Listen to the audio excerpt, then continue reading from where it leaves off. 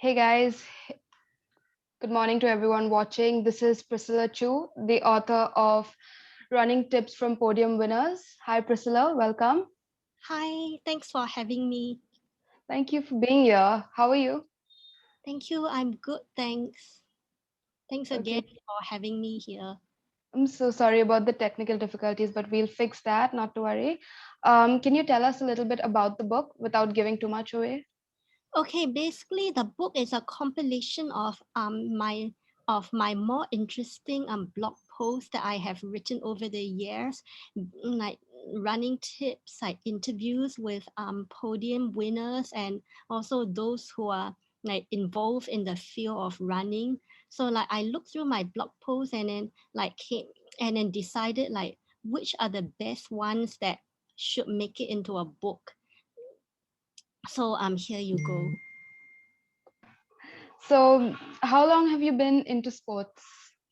I actually started running in 2012, and to be honest, before that, I was not involved in running at all. It's So a long time. yeah, so actually, like before that, I was kind of like what you would consider to be like a couch potato, not really doing any sports at all. So I think the reason why I picked up running was because I wanted to find a way to improve my fitness. So at that time, I was like barely able to like walk up a flight of stairs without actually wheezing for breath or like needing to catch my breath. So it's like I figured like I actually need to do something about it, like with regards to my health. So I started running. I think I first joined a gym and I started running on the treadmill and that kind of stuff. So then later on in that year, and I had some friends who encouraged me to sign up for a 10 km race. So at that time, I was just doing short runs on the treadmill. I had never run 10 km before. I think my longest runs were probably about 2 or 3 kilometers, that kind. But then I decided, like, why not take it as a challenge and set my sights on focusing and preparing for that race. And after the race, I found that I actually did enjoy the race. I actually did enjoy running. So I decided to continue running continuously, like setting new goals for myself with each and every race that I took part in. So like I focused on 10 km, and then after that then I wanted more of a challenge. So then I ventured into half marathons and full marathons. And as well, I also attempted a couple of like 50-kilometer trail races and 101 km ultra, or like mostly in Singapore. But then with the some that now I have taken part in a few full marathons overseas. And I'm in Singapore, and also I also joined a coaching program like around 2016 to like further improve my running, because before that I was just simply running with like no training plan and no structure or anything. So kind of like running like as and when I felt like it. But since joining a training program, I've felt that this has helped to further improve my running, give me an actual training program to follow and structure my training further. So like, and it has actually further helped to like improve my running and my race times. So I guess I have never looked back since I started on my running journey. Yeah. That's lovely. So, Yeah. are you into any other sports besides running? I would say it's actually mostly running, like maybe about 90 odd percent of the time. I have also ventured into cycling and triathlon to bring about a little bit of like variety to my activities. But I think like I guess my passion is still mostly in running. Okay. So, were you a literature buff? Like, how did you decide to write this book or compile it all together? I think writing has actually kind of like been my passion since I was young. So it's like I think it is like it's writing is something I have always enjoyed doing, and I think writing a book is something I guess that has always been on my bucket list. Like to be an author, that kind of thing. So like I think after a few years of like writing blogs, it's like the idea of like compiling my blog post into a book has always kind of been something that has been on my mind, because it's like I guess like I have so many interesting blog posts, and there's a wealth of information in there. So like why not actually like sort them out and then put the best ones into a book? So like that's what happened. That's lovely. Yeah. So, in the description of the book, I see that it stretches across a vast section of people. You mentioned the blind runner from England Yes. and the runner from Singapore who runs with her dog in the pram. So, can you give us any other such interesting story from your blog? Actually, there's quite a lot of interesting stories in my blog.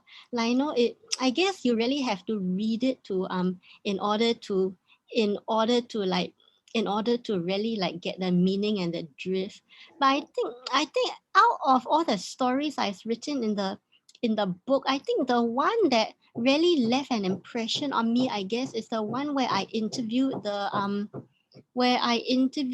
this guy whose job it is to actually measure marathon courses around the world.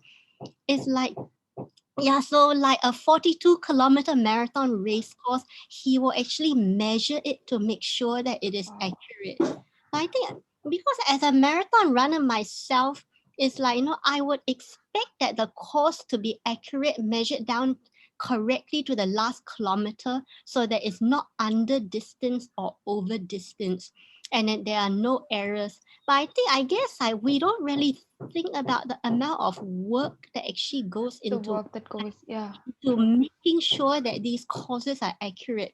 So I guess it was actually pretty insightful and educational, like to not only have a chat to him about to this guy whose name is Dave, about his work, like how he does it, but at the same time I also got a chance to follow him as he measured the route for the Singapore Marathon, like So, you were with him while he was doing this?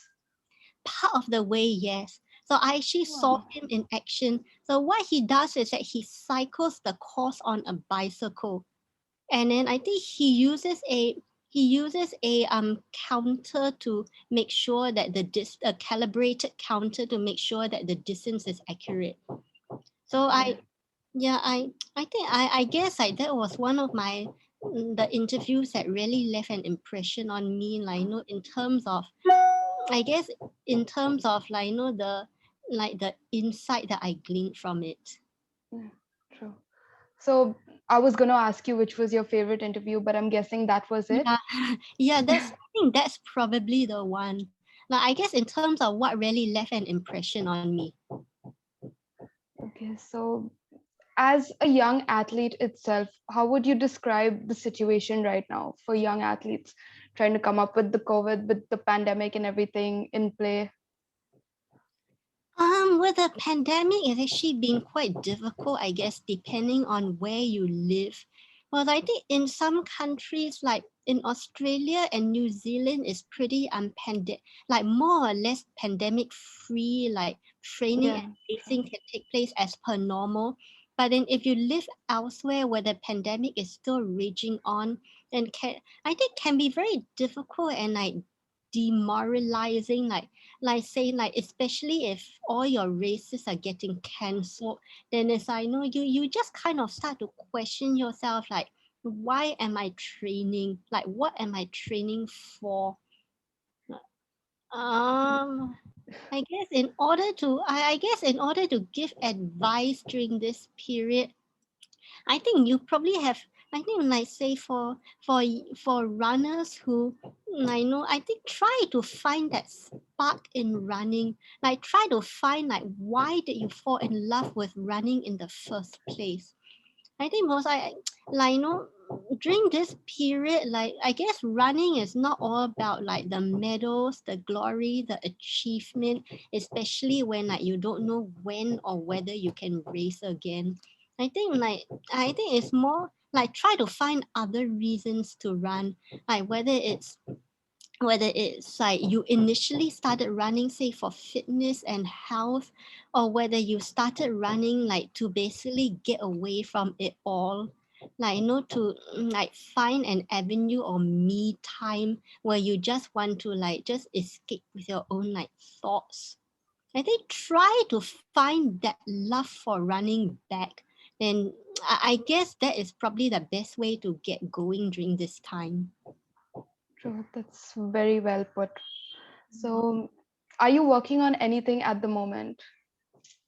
In terms of books or Books, running, anything at all? I'm actually trying to get another book out.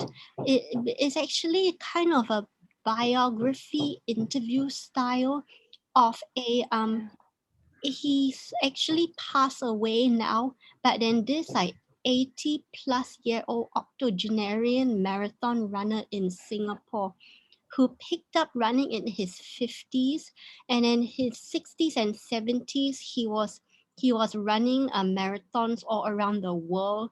And I think I met him in his early 80s. He passed away from pneumonia at 89. So basically I want to tell his story. That's lovely. That's lovely. I hope you go through with it. Yeah, I'm still in the process.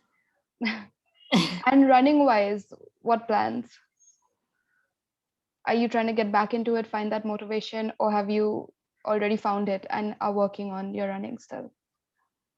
I think I'm actually keeping my fingers crossed for because I'm based in Singapore, so I'm actually keeping my fingers crossed for a travel bubble to open between Singapore and Australia, so that because in Australia there are races taking place there, so I'm currently tentatively setting my sights on one of the races towards the end of the year in Australia. So as soon as a travel bubble opens up, hopefully this year, I'm keeping my fingers crossed for that.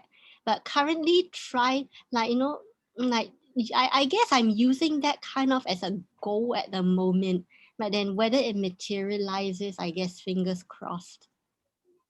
I hope it does. I hope it does work out and you're able to go there. Yeah. So Thank that you. was that was all, Priscilla. That was. Would you like to say anything to our viewers? Give them any last messages before we sign out? Like never lose your passion for running. That's lovely. That's so sweet. Thank you so much, Priscilla. Thank you so much for being here and giving us your time. Thank you And so we're much. sorry about the technical difficulties in the beginning. And for those of y'all watching right now, this video is going to be up on our Facebook, Instagram, and YouTube pages. So definitely check it out. And Priscilla's book will be in the description box as well with the link. So definitely check that out. And thank you all for joining us. Bye. Thank you. Bye bye. Bye, Priscilla.